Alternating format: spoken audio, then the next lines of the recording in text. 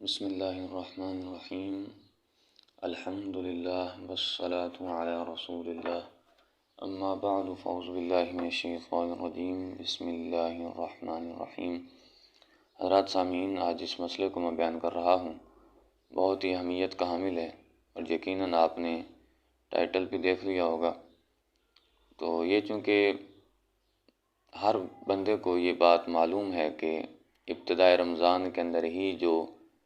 جھگڑا ہوا، جو تنازع کھڑا ہو گیا چاند کے حوالے سے، رؤیت ہلال کے حوالے سے، تو ہر بندے کو یہ معلوم تھا کہ پورا رمضان المبارک ہی ایسا ہی چلتا رہے گا۔ تو یقیناً آج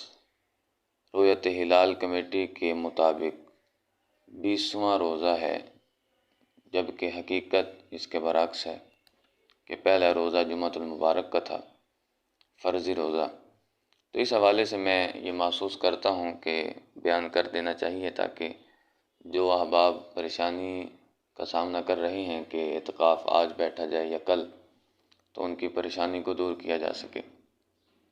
تو یقیناً یہ ایک بہت بڑا المیہ ہے ہمارے لیے، مسلمانوں کے لیے۔ تو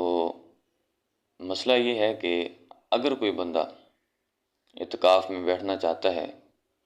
تو حقیقت میں تو اعتکاف کل ہی بیٹھا جائے گا،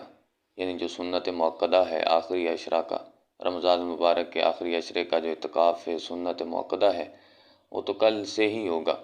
لیکن اگر کوئی بندہ آج بیٹھنا چاہتا ہے مرکزی رؤیت ہلال کمیٹی کے مطابق، تو اس کو اجازت ہے، علماء اجازت دیتے ہیں، وہ ایسے کہ جس طرح کوئی بندہ اگر بیٹھتا ہے نفلی اعتکاف کی نیت سے، یعنی ایک دن کا بھی نفلی اعتکاف ہو سکتا ہے، 2 دن کا بھی ہو سکتا ہے، لہذا آج جو بیٹھے گا تو اس کے لیے ضروری نہیں ہوگا کہ وہ مغرب کے فوراً بعد، یعنی مغرب سے پہلے سورج کے ڈوبنے کے بعد وہ مسجد میں ہی ہو، کیونکہ وہ نفلی اعتکاف ہے، اس وجہ سے ساری کی ساری جو شرائط ہوں گی وہ نفلی والی ہی ہوگی، سنت موقدہ والی شرائط یہاں پر لازم نہیں ہوں گی۔ لہذا اگر کوئی بندہ آج بیٹھنا چاہتا ہے تو کل شام تک اس کا نفلی اعتکاف ہوگا اور آگے کل سے ہی اس کا سنت موقدہ اعتکاف شروع ہوگا۔ اور اگر کوئی بندہ آج نہیں بیٹھا، اس کے پاس وقت نہیں تھا، ٹائم مختصر تھا جس کی وجہ سے تیاری نہیں ہو سکی، تو اگر کوئی بندہ کل سورج کے غروب ہونے سے پہلے پہلے مسجد میں پہنچ جاتا ہے اور افطاری وہاں مسجد میں ہی کرتا ہے تو اس کا بھی اعتکاف جو سنت موقدہ ہے وہ ادا ہو جائے گا۔ رب ذوالجلال سے دعا ہے کہ رب ذوالجلال ہمیں عمل کی توفیق عطا فرمائے